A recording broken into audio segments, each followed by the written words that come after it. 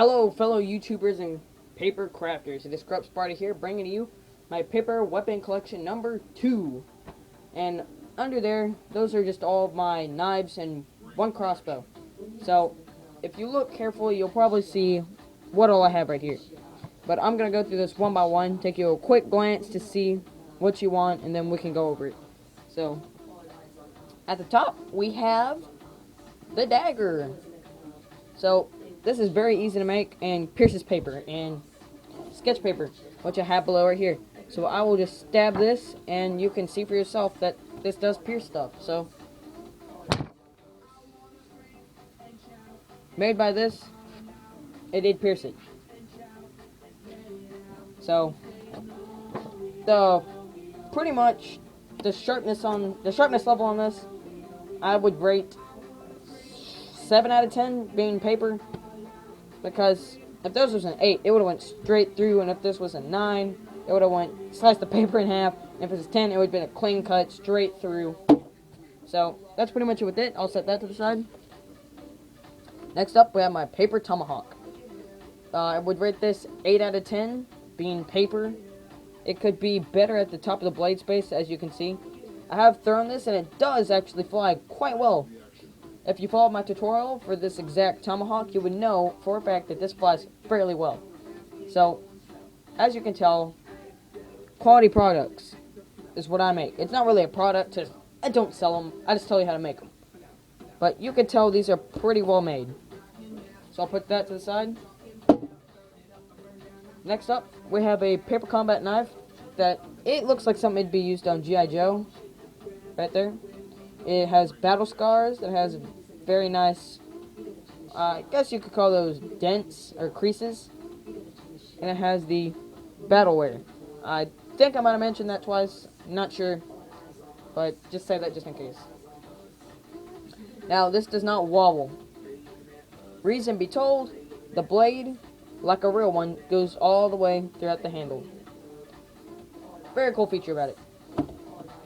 Next up, you have this simple knife, and I'll tell you a little bit about it. They're really easy to make.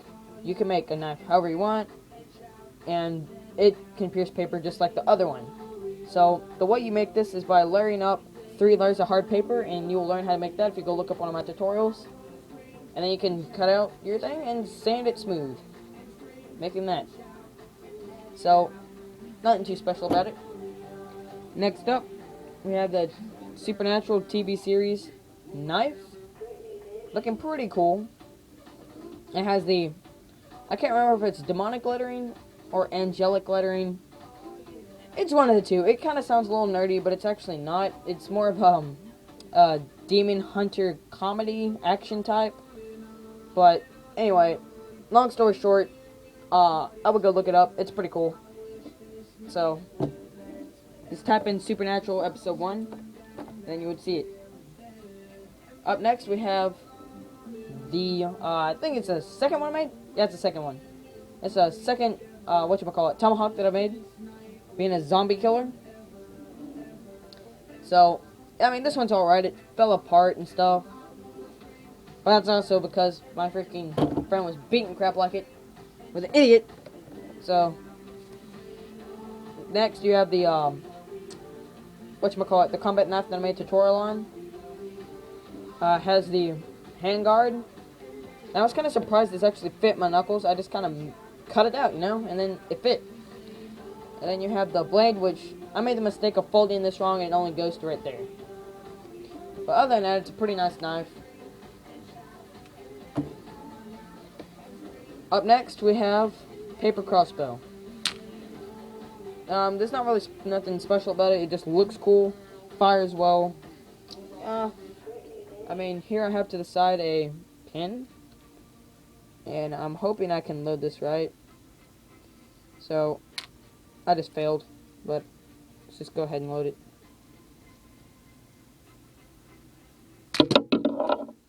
You kind of saw that, but it's somewhat weak, but there's a way to increase the power on this. What you do, if you end up making you a crossbow similar to this one, is you pull on this, wrap it back around, forming the second loop. But anyway, that's the paper crossbow. Next we have the baton. Very simple. No light passes through. And this thing is freaking hardcore baton. I mean, it hurts like a freaking banana to be hit with. Now is it hitting my wood, whatchamacallit? I believe it's a dresser. Yeah, it's hitting my wooden dresser. So, for parents out there, if you want to make one of these, very simple. Just roll up a small tube, and then continue to roll it up with 5 or 6 more pieces of paper, and beat your child with it. No, I'm just kidding. Don't beat your child with it. Just lightly tap them on the head. Do what you want with it. Just don't beat them, because my dad hits me with that. He, like, sneaks in around, takes it, and beats me with it. And, gosh, it leaves freaking bruises, everything. It just hurts so much. No, not really. But, you get what I'm saying there. It hurts. So, if you do make one, just don't beat anyone with it. Unless it's a bully. Beat the crap out of a bully. So, here I have a combat knife. It's pretty self-explanatory to what it was. It has the, I believe that's more of an S or Z-shaped handguard, being curved down to block your pointer finger just in case you stab anything, and curved back up so nothing comes flying at you and stabbing into there. So, it has the bent-in shape right there. And this is actually about 5 layers of paper just for the blade, making this incredibly strong. And like my other blade, it does pass all the way through the handle. So, last 2 knives. You have the dagger, nothing special about it, has a little bit of battle wear. And my zombie killer hunting knife. Very cool, pierces paper, all that cool stuff. And it actually does have the same template as this.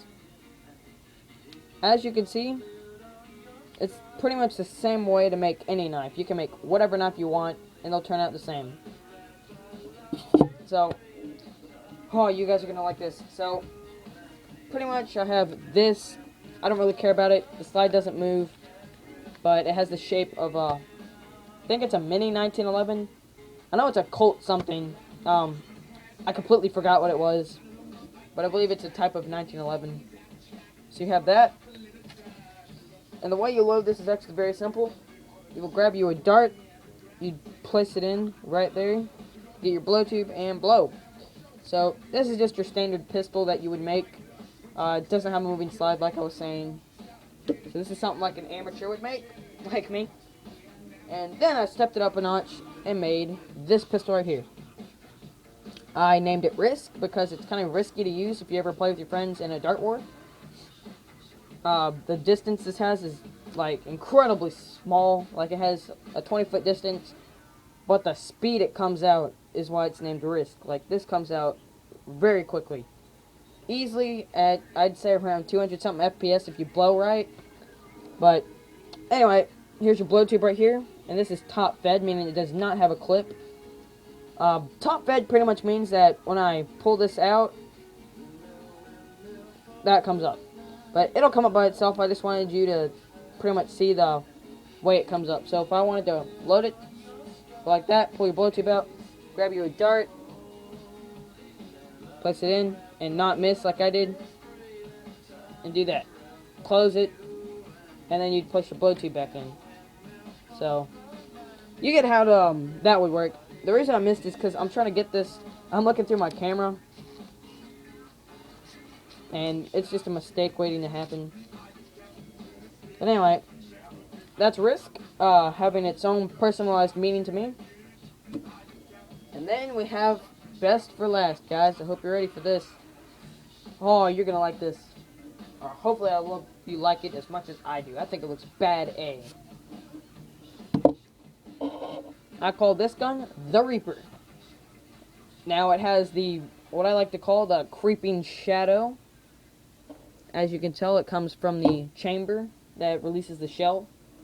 Now some of the cool features about this gun includes that it is pump action, meaning this chamber opens up, allowing for you to place in your dart. Now I have come up with a new type of dart being called slugs. Here's one of them being called a flat-nosed slug, and here is a standard slug. Pretty cool. Now, like I was saying, you would get your slug, place it right in there, push it forward. Then once you did that, you would grab your blow tube, And for example uses, I will use this one's blow tube. So what you do is, your blow tube actually would be like twice the size of this one though if you were using this shotgun. You would use it. When you do, your blow tube needs to go all the way right there, as you can see. Like went into the second tube. But you can see it right there. It needs to be to right there, so the air seal on this is just phenomenal, making the dart length, distance come out really well. So what you would do is you would place your blow tube right there, cock that forward, and blow. The distances on this is 40 to 50 feet. Nothing too special. I have made one attachment for this so far, being a mock suppressor. Nothing really too cool about that. So, hope you like this video. Please like, comment, and subscribe. And I'll see you in a tutorial or one of those other type of vids. Probably another update pretty soon, making all these paper guns. So, I guess I'll see you guys later. Sporter out.